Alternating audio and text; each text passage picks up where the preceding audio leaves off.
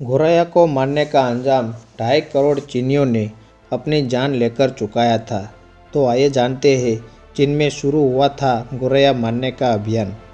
बात 1958 की है, जब माओ जेडोंग ने एक अभियान शुरू किया था। इस अभियान के तहत 4 पेस्ट को मारने का फैसला किया गया था। पहला था मच्छर, दूसरा मक्खी, तीसरा चूहा और चौथी हमारी प्यारी मासूम गोरैया।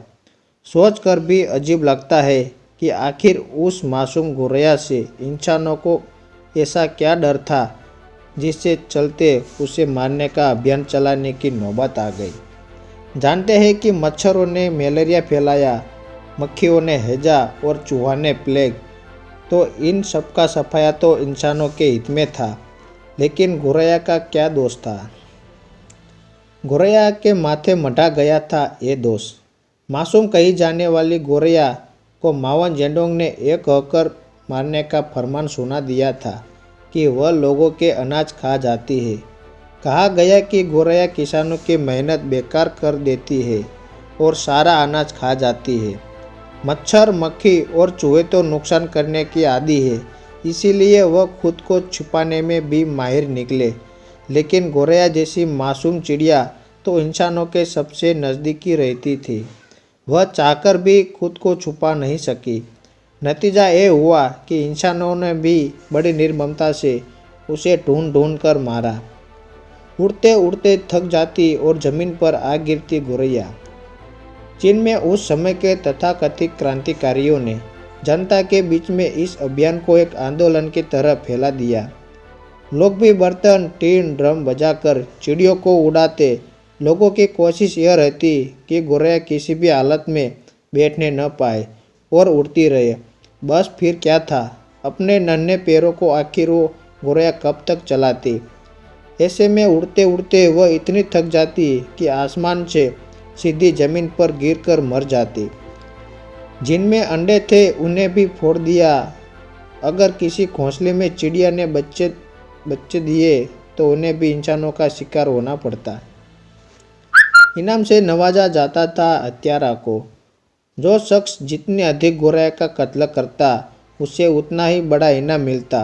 स्कूल कॉलेज में होने वाले आयोजनों में गोरैया का कत्ल करने वालों को मेडल मिलते। जो जितनी अधिक गोरैया मारता, उसे उतनी ही अधिक तालियों से नवाजा जाता।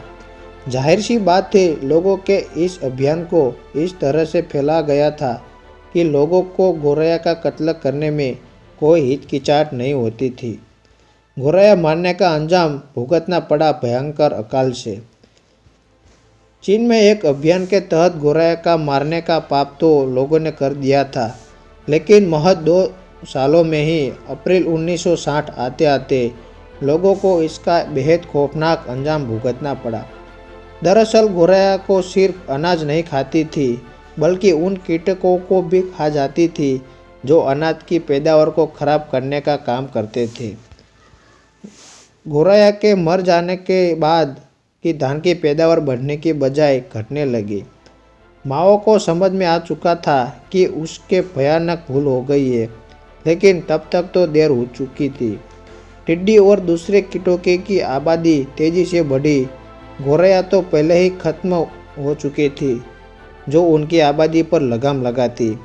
कीड़ों को मारने के लिए तरह तरह की दवाइयों का इस्तेमाल किया जाने लगा, लेकिन पैदावार बढ़ने के बजाय घटती रही और आगे चलकर इसके एक अकाल का रूप ले लिया, जिसमें करीब 2.5 करोड़ लोग भूखे मारे गए।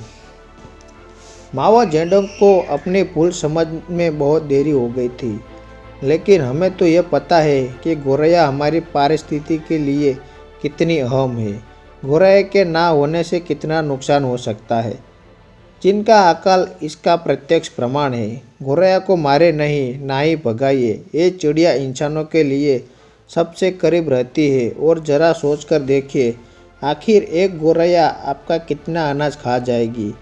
आज के समय में शहरों में गोरैया मुश्किल से ही देखने को मिलती है, तो अपनी छत पर गोरैया के लिए पानी और मुट्ठी भर अनाज रखें, ताकि हमें कभी चीन जैसी नौबत अकाल देखने को न मिले। आपको इसके रिलेटेड कोई वीडियो चाहिए तो कमेंट बॉक्स में ज़रूर बताएं और हमारा चैनल सब्सक्राइब ज़रूर करें। धन्यवाद।